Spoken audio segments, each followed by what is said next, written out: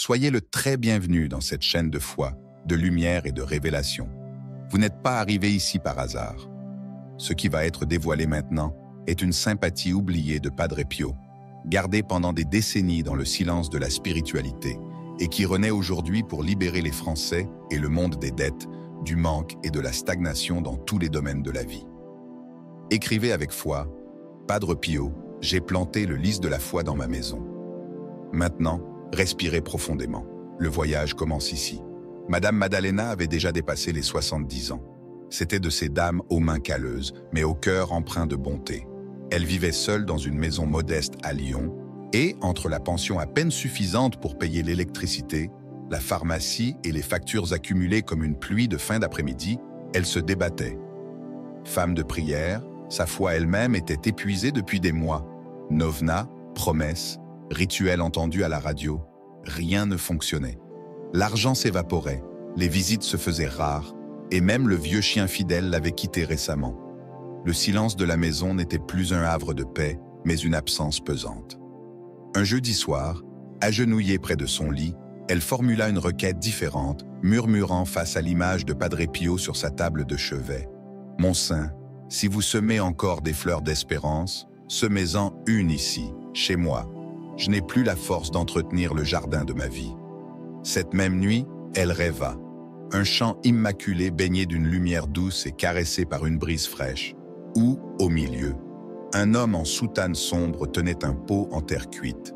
Un lys blanc et vigoureux y poussait, ses feuilles pointant vers le ciel. Et au fond du pot, dans l'eau cristalline, reposaient 3 pièces dorées, telles de petites étoiles. L'homme la regarda avec tendresse et dit « Là où règne la paix, l'argent arrive. Là où s'épanouit la foi, le lys fleurit. » Elle se réveilla le cœur en fête, convaincue que cet homme n'était autre que Padre Pio et qu'il lui avait laissé une instruction. Le lendemain matin, quelque chose la poussa à se rendre à l'arrière de la maison, où elle découvrit un vieux pot en céramique, sale mais intact. Elle le lava précautionneusement, puis se rendit au marché local et y trouva une unique plantule de lys de la paix, la fleur la plus simple du stand. Elle l'acheta, la rapporta chez elle, remplit le pot d'eau fraîche et plaça la plante au centre du salon. Elle ne récita ni longue prière, ni ne ralluma de bougie. Elle se contenta de regarder la plante et de dire « C'est planté, Padre Pio ». Cette semaine-là, tout se mit en mouvement. Son petit-fils, qui ne lui parlait plus depuis des mois, se présenta avec un sac de provisions et un billet de 100 €, expliquant qu'il avait senti dans sa poitrine qu'il devait la voir. Une voisine lui demanda de raccommoder d'anciens vêtements et paya d'avance, ce qu'elle n'avait jamais fait. Un versement oublié d'une aide sociale tomba sur son compte comme une pluie providentielle. Maddalena sourit devant le pot et son lys. « Vous êtes revenu, n'est-ce pas, Padre ?» Mais Madame Maddalena ne fut pas la seule. À Paris, une femme nommée Rita, chômeuse et mère de jeunes enfants, croulait sous les factures. En rentrant d'une course, elle trouva un pot jeté à la poubelle, contenant un lys de la paix. Elle le ramena chez elle, le lava, y versa de l'eau, y déposa 3 pièces dorées qu'elle réservait pour le pain, sans savoir pourquoi, et la semaine suivante, obtint un travail dans une école près de chez elle.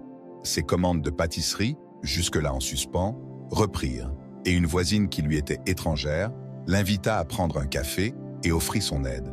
Rita disait que la maison était devenue plus légère, plus vivante. « Depuis que j'ai mis le lys et les pièces, ma vie sent bon. Notre sympathie se révèle aujourd'hui car les temps exigent foi avec action, spiritualité avec mouvement, prière avec engagement. Il n'est plus temps d'attendre, mais de semer de ses mains et de confier de son cœur. Padre Pio a laissé des signes, et ils se multiplient dans les foyers de ceux qui écoutent. Vous ressentez des fourmis à des endroits inattendus, rêvez de fleurs, trouvez des pièces sans raison, éprouvez le désir soudain de réorganiser votre maison, votre salon, votre hôtel. Alors vous avez reçu l'appel. La sympathie complète sera révélée seulement au chapitre 4, car il faut d'abord comprendre, ressentir, se préparer. On n'offre pas une fleur sacrée à qui a les mains occupées par le désespoir. La fleur exige espace, silence, révérence. Nous ne faisons que commencer. Chaque chapitre est un pétale et vos mains sont déjà pleines de graines. Et votre demande, financière, spirituelle, familiale ou de santé, ainsi que votre ville. Je vous demande maintenant, avec affection et foi, de commenter ci-dessous votre nom et votre pays et d'écrire Padre Pio, j'ai planté le lys de la foi dans ma maison. Cette phrase active votre champ spirituel. Ce n'est pas un simple commentaire, c'est la confirmation que vous avez reçu l'appel et l'accepté. Si vous êtes ici, ce n'est pas un hasard. Chaque lecture de cette histoire fait éclore une fleur en vous, et cette fleur s'appelle foi. Écrivez avec foi, Padre Pio, j'ai planté le lys de la foi dans ma maison. Maintenant, écoutez avec l'âme. Elena ne s'est jamais crue mystique, mais n'a jamais ignoré ses ressentis. Enfant, elle faisait des rêves messagers, pressentait le malheur, devinait les blessures des autres d'un simple regard. Sa grand-mère, guérisseuse, disait qu'elle avait les yeux de l'intérieur. Pourtant, la vie s'alourdissait. Licenciement, séparation, maladie de sa fille. Elle se sentait comme si la lumière de sa maison s'éteignait. Un jour, parmi ses papiers, elle retrouva un vieux cahier de grand-mère, orné de prières, de recettes et d'une phrase presque effacée à la fin. Quand 3 pièces brilleront dans l'eau, la fleur de la paix apportera la réponse. Elle frissonna, referma le cahier, mais ces mots résonnèrent en elle. Le même jour, un vase antique tomba tout seul du placard. À l'intérieur, restait de la terre sèche d'un essai de romarin. Il était intact, elle le nettoya. Puis, en achetant du pain, elle croisa une vendeuse de fleurs devant la boulangerie. Parmi elles, un seul lys de la paix, ses feuilles étincelantes comme lavées par la pluie. Elena s'arrêta, toucha la plante, sentit une présence douce comme un étreinte et l'acheta.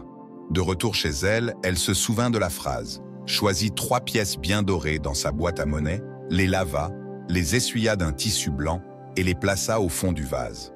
Elle remplit d'eau claire, posa les mains sur la fleur et dit simplement « Si ma grand-mère savait ce qu'elle faisait et si le Seigneur veut que ce vase soit ma prière », le même jour, sa sœur, qu'elle n'avait pas vue depuis 3 ans, appela pour demander pardon.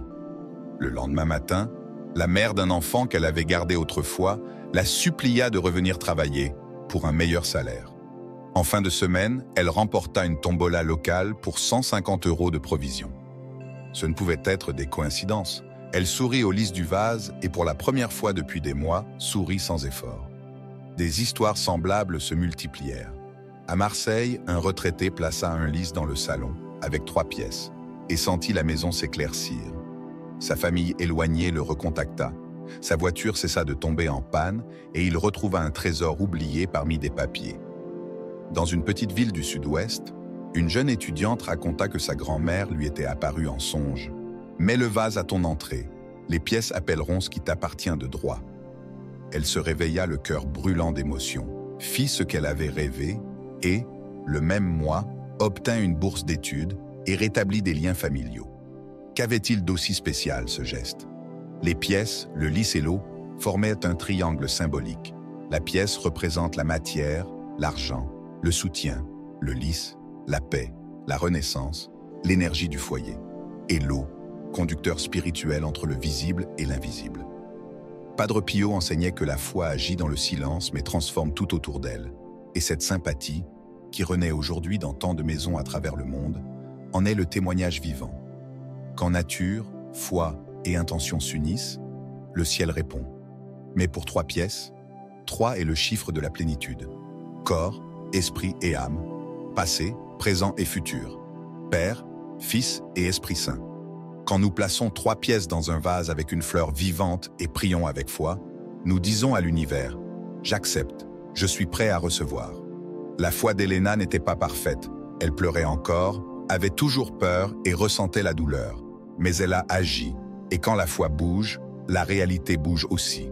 Il n'est pas encore temps de révéler la sympathie complète. Ce sera fait au chapitre 4, selon l'orientation spirituelle, car il faut d'abord comprendre, ressentir, s'éveiller. La révélation ne vient qu'à qui est près de cœur. Pour l'instant, vous êtes guidé.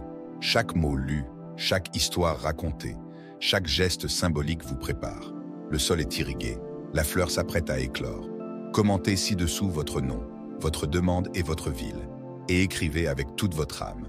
Padre Pio, j'ai planté le lys de la foi dans ma maison. Cette phrase est bien plus qu'un symbole. Elle ouvre des portes, scelle votre engagement envers le miracle. Peu importe si votre compte bancaire est toujours à découvert, si votre réfrigérateur est plus plein de prières que de nourriture, ou si les factures continuent d'arriver, vous avez déjà planté une fleur dans votre âme, et une fleur ne pousse pas en un jour, mais fleurit quand on s'y attend le moins.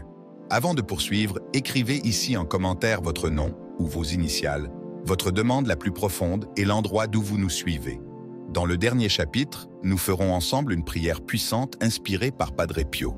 Cette pratique spirituelle est une ancienne prière de libération et de bénédiction, capable de toucher les domaines les plus difficiles de votre vie. Et nous la ferons tous unis dans une chaîne de foi. Écrivez avec votre cœur. Padre Pio, le lys est planté, et je récolte désormais les fruits de la paix et de la prospérité. Fermez les yeux, respirez profondément, et laissez chaque mot de cette prière pénétrer votre âme. Prière du lys de Padre Pio, pour la prospérité.